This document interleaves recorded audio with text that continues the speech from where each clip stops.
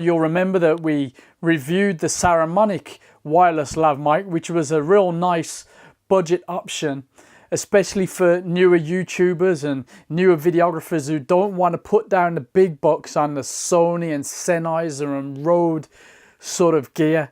Initially, you just want to get used to it. So we've got something today, the K&F Concept wireless lav mic, the M-8. So let's take a look.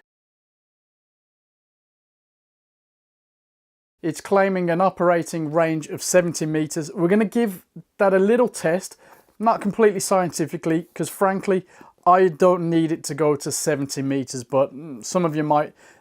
And there are some good videos on YouTube already that show more or less what it can do at those distances. But you know, for a bit of fun, I'm going to check it out myself, because you never know when I want to be about this big in an image of this size.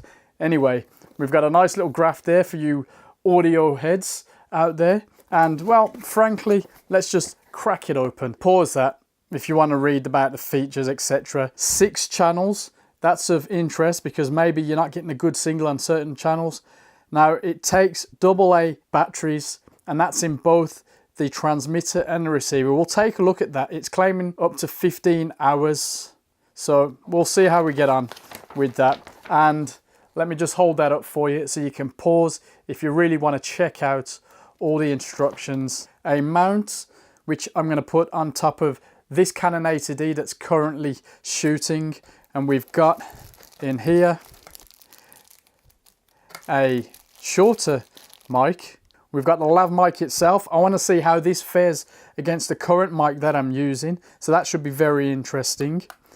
We've got right here an audio cable to connect to the Canon 80D in this case. The units themselves, can you tell which is the transmitter and which is the receiver? Same, same, same. Notice any differences? We've got a nice antenna there. Seems like it's built decently. Light indicator, power. And here's the difference. Mic input and output. Let's give a little squeeze on the tabs there. And that should open up. There's a channel switch, AUX, and a mic switch there. We've got a battery indicator, which is extremely useful. Frequency and the channel. So let me see if I can pop the hood again. Channel. There you go, the different frequencies. Let's check out the receiver. You'll notice you've got the channel, but you've also got volume there.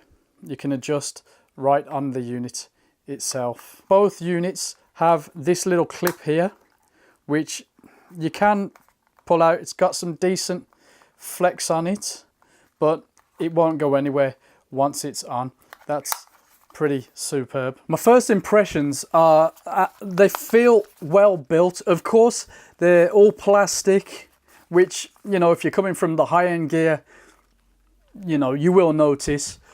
They are extremely similar looking. As we said, you've just got on the top the mic and the output, and of course on the inside, which at first isn't particularly easy to get to, which is actually cool because you're not going to have it fall open and the batteries fall out while you're rushing around on a job. But you can access the channel, the AUX for line or the mic for mic easily enough. And of course on this one, the volume on the receiver. So frankly, as plastic as they are, they look decent. They're well built. I don't think the belt clips are going to cause any hassles. The antenna, they're not particularly long and they seem like they'll survive a little bit. I mean, I'm not going to go too wild with these things anyway. I'm not going to use them in any extremes. That's how I've connected that to that, and then this will go on top of this Canon 80D. Just goes where the flash would go or your flash receiver would go. So let's crack on with that. In the manual, it tells you to place the mic 15 to 20 centimeters from the source. So I've tried to be exact. If I go back a bit, you might be able to see. Can't see now, monitor's too small. But yeah, I'm there. So I don't know if that's comfortable or not. Just for fairness, now we've got the Boya right up here. You can see I haven't even unraveled it properly.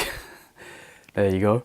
And anyway, it's the same settings, although of course in this case all I can do is switch it on and have the manual levels adjusted there, which I've just left at 26-27%, exact same as the previous clip. I'm gonna take a walk and see how we get on, and have a little walk up here. And I think let me take that hood off now.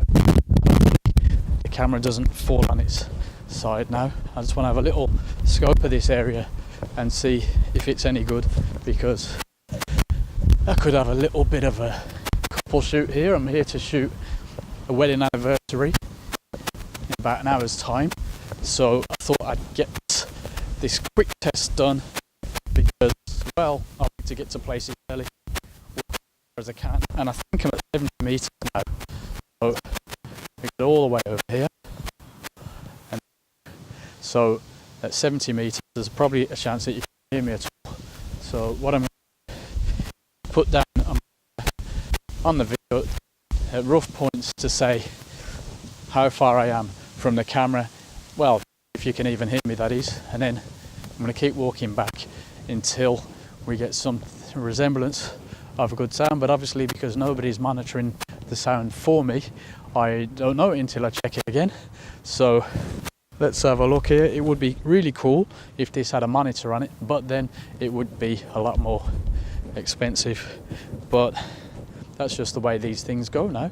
And actually, it's a nice place around here. Some sheep staring at me, chewing away.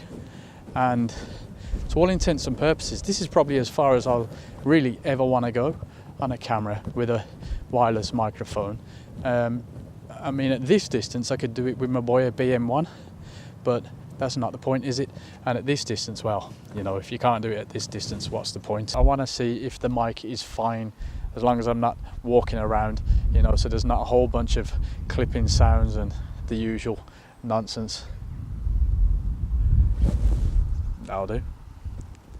We shouldn't have any massive problems now the wind's dropped down, because, well, you know, it's nice and steady out here. There's a bit of background noise way back there, so if I stop talking, the monitor's not really registering anything, so muting technology could be working there. But I think in this instance you do want a bit of that ambient noise, just a little bit. Frankly, I can't actually go any further because it's a big drop and a field below, but this is just so you can hear the sound as it normally is. I've got a good idea how I feel about this system, and I think I can be fair with review. The only thing that I can't be certain on is the range, and I think for my purposes I'm fine with that. If you want to go around just interviewing people or talking to two people and you just want something quick, you can just go like that and then like that. Now of course, if I put it away, not going to get myself, but then I get it there, point it towards my chin more or less, and it seems to be monitoring fine.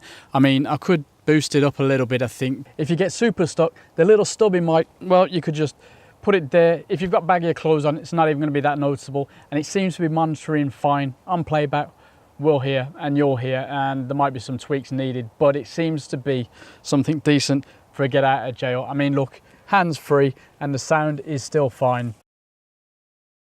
This system works nicely with the iPhone 6 with the voice record app. It appears that anything that will accept a signal from a 3.5mm jack effectively, whether you need an adapter or not, you could well give it a go and get a recording that way. So of course you could use the M-8 to record straight to a Zoom H2N, which I've got, to a Canon 80D, which I've tried, and this iPhone 6, and you know, all the variants on that type of tech. For my purposes, yes, the K&F M8 was a winner.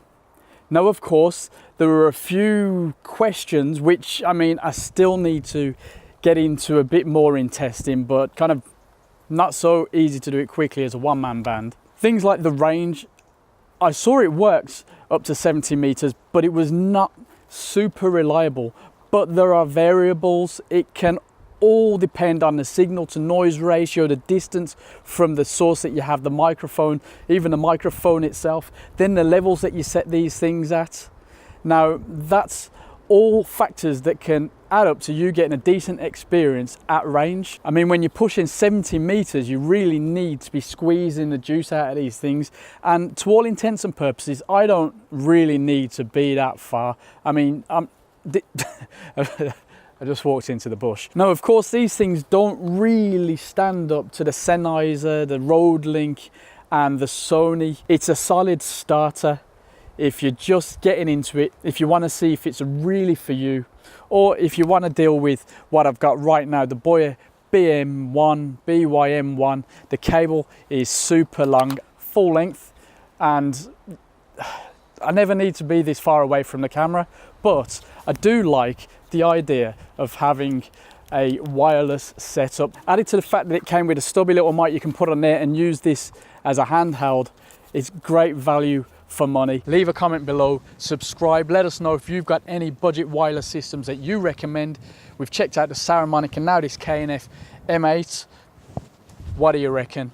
Is there anything out there that can beat it for the price? All is good in the hood. This field of sheep being the hood.